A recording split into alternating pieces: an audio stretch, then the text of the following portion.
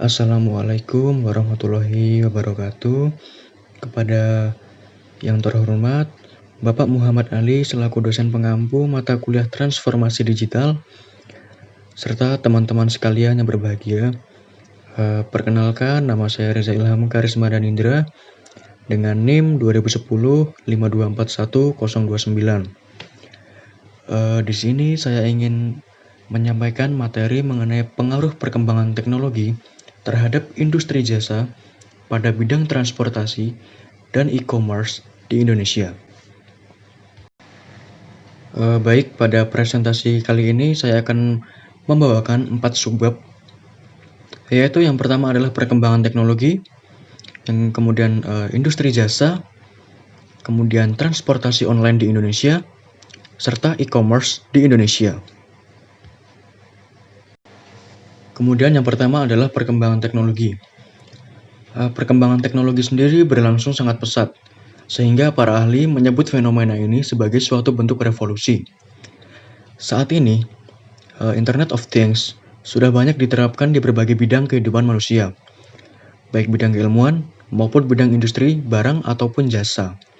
Kemajuan dalam bidang teknologi tersebut tentu saja mendorong terjadinya difusi inovasi. Difusi inovasi sendiri merupakan suatu proses penyebaran ide-ide atau hal-hal yang baru dalam upaya untuk merubah suatu masyarakat yang terjadi secara terus-menerus dari suatu tempat ke tempat yang lain. Dari suatu kurun waktu ke kurun waktu yang berikutnya, serta dari suatu bidang tertentu ke bidang yang lainnya kepada sekelompok anggota dari sistem sosial. Kemudian di sini saya tampilkan mengenai komponen difusi inovasi. Yang pertama adalah inovasi, yaitu berkaitan dengan tindakan, gagasan, atau barang yang dianggap baru oleh masyarakat. Yang kedua, saluran komunikasi, yaitu alat untuk menyampaikan pesan-pesan inovasi dari sumber kepada penerima. Yang ketiga, jangka waktu, yaitu proses keputusan inovasi dari mulai seseorang mengetahui sampai memutuskan untuk menerima atau menolak inovasi tersebut. Yang keempat adalah sistem sosial, di mana ini merupakan kumpulan unit yang berbeda secara fungsional dan terikat dalam kerjasama untuk memecahkan masalah dalam rangka mencapai tujuan bersama.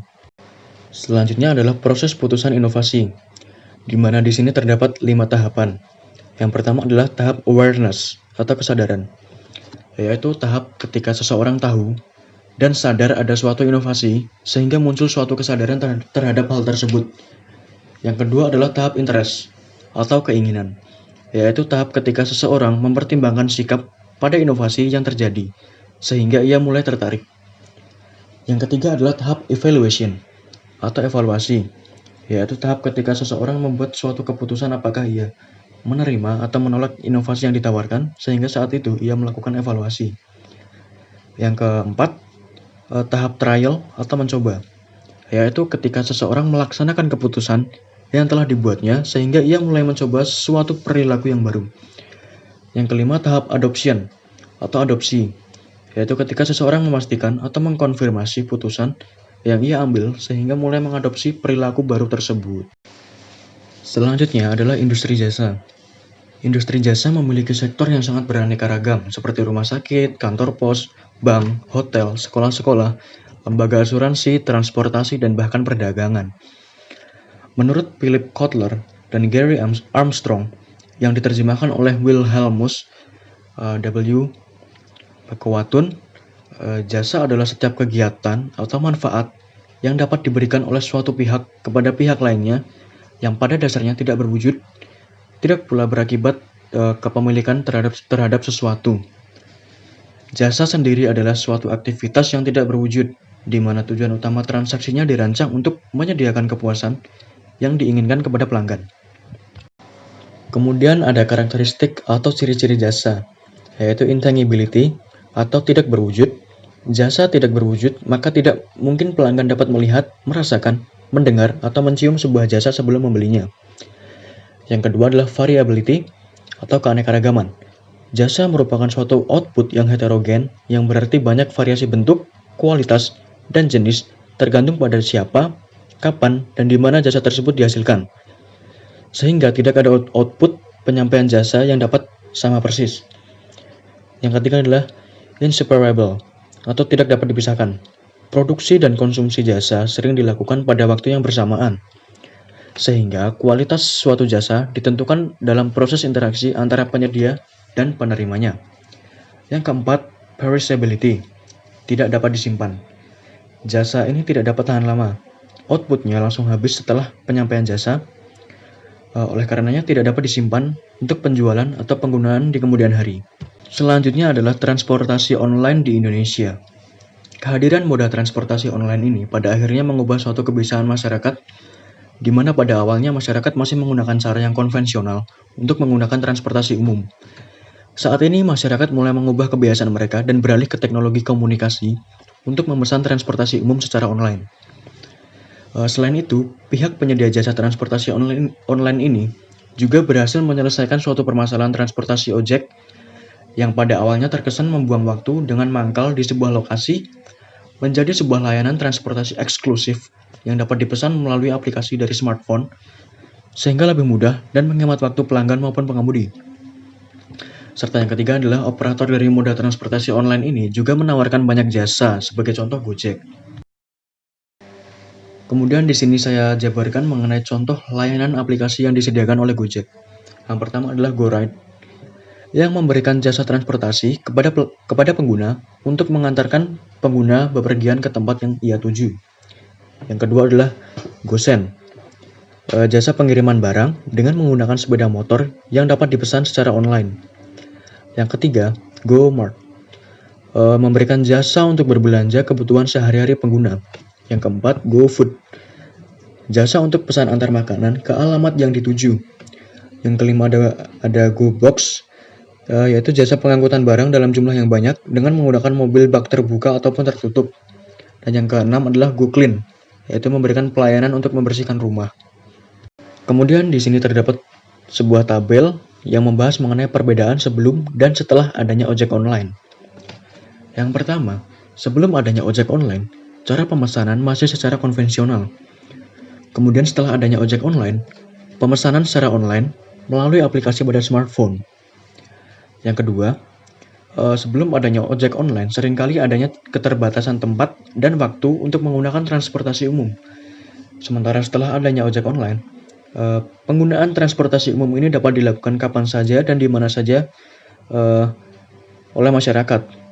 Yang ketiga, masalah kemacetan menjadi suatu hambatan. Sementara setelah adanya ojek online, solusi transportasi ini menjadi suatu solusi untuk menghadapi kemacetan yang terjadi.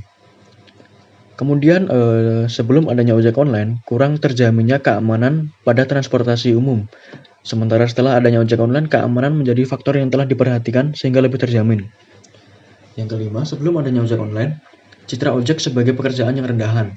Sementara setelah adanya ojek online, peningkatan citra ojek sebagai pekerjaan yang cukup bergengsi. Yang keenam, sebelum adanya ojek online, tidak terdapat suatu standar operasi pelayanan, sehingga terkesan asal-asalan. Sementara setelah adanya ojek online, terdapat standar operasional pelayanan yang jelas. Dan yang terakhir adalah sebelum adanya ojek online, belum terdapat bisnis di bidang jasa yang mengkolaborasikan dengan teknologi komunikasi internet.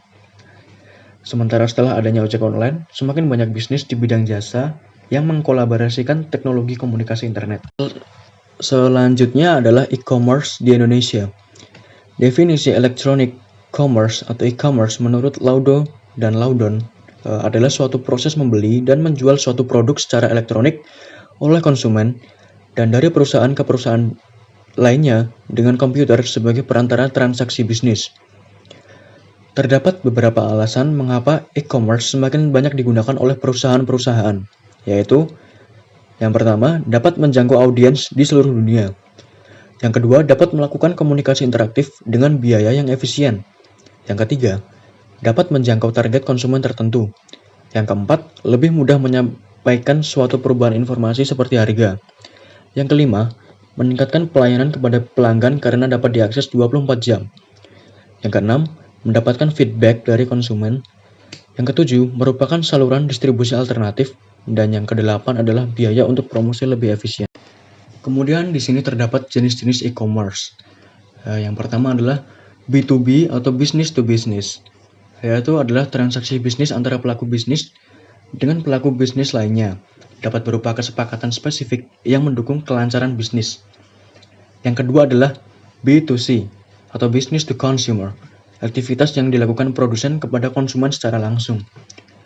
Yang ketiga, C2C atau consumer to consumer, di mana aktivitas bisnis yang dilakukan oleh individu, yakni konsumen, kepada konsumen lainnya.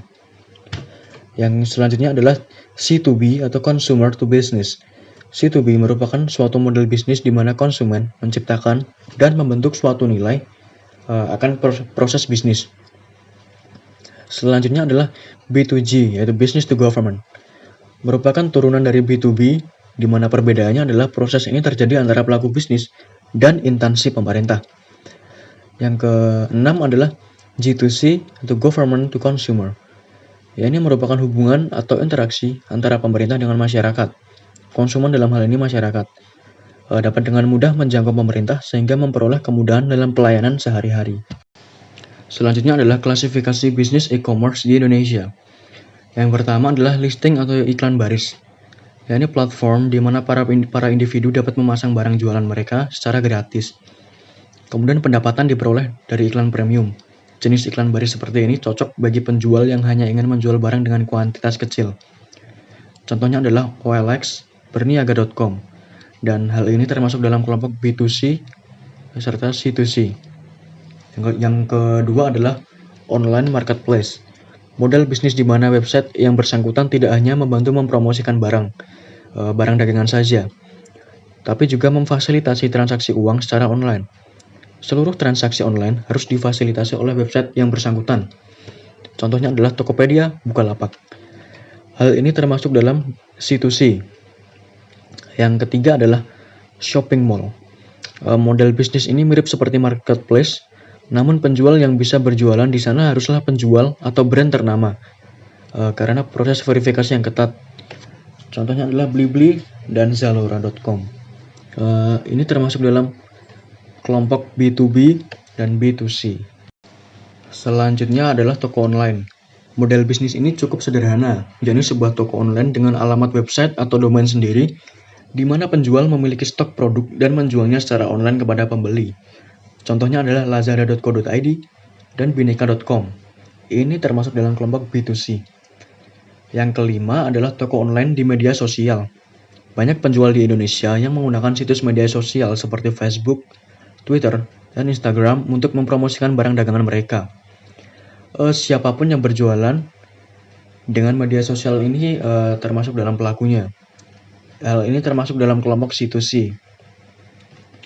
Yang keenam adalah crowdsourcing. Website ini dipakai sebagai platform untuk mengumpulkan orang-orang dengan skill yang sama atau untuk penggalangan dana secara online. Contohnya adalah kitabisa.com dan wujudkan.com. Ini termasuk dalam kelompok C2B atau consumer to business. Selanjutnya adalah e-commerce yang telah merajalela ini memberikan suatu keuntungan. Yang pertama adalah globalisasi pasar. Yakni internet memungkinkan pertukaran informasi dan komoditas kapanpun, tidak terbatasi oleh waktu. Siapa saja dapat menggunakan e-commerce untuk membuat bisnis mereka, dan konsumen dapat membeli produk mereka. Yang kedua adalah personalized demand. Pelanggan dapat merealisasikan lebih banyak keinginan dalam produk atau kualitas layanan. Yang ketiga, integrasi bisnis. Prosedur kerja lebih teratur. Operasi pengerjaan dan pengolahan informasi elektronik secara keseluruhan dapat memanfaatkan sumber daya manusia dan sumber daya material. Yang keempat adalah peluang bisnis merata. Penerapan e-commerce dapat membawa peluang bisnis yang sama bagi siapapun, juga perusahaan kelas menengah maupun perusahaan kelas kecil. Kemudian adalah manfaat e-commerce. Yang pertama, memungkinkan terjadinya transaksi tiap saat. Yang kedua, memberikan opsi produk yang akan dibeli. Yang ketiga, memungkinkan konsumen membandingkan produk pada tiap toko sehingga bisa mendapatkan harga murah. Yang keempat, memungkinkan pengiriman produk secara real time. Yang kelima, memungkinkan pelanggan berinteraksi dengan pelanggan lainnya. Dan yang keenam, memungkinkan bekerja dari rumah. Serta yang ketujuh adalah memungkinkan beberapa jenis barang dijual dengan murah. Demikian yang dapat saya sampaikan. Apabila terdapat banyak kesalahan, saya mohon maaf. Wassalamualaikum warahmatullahi wabarakatuh.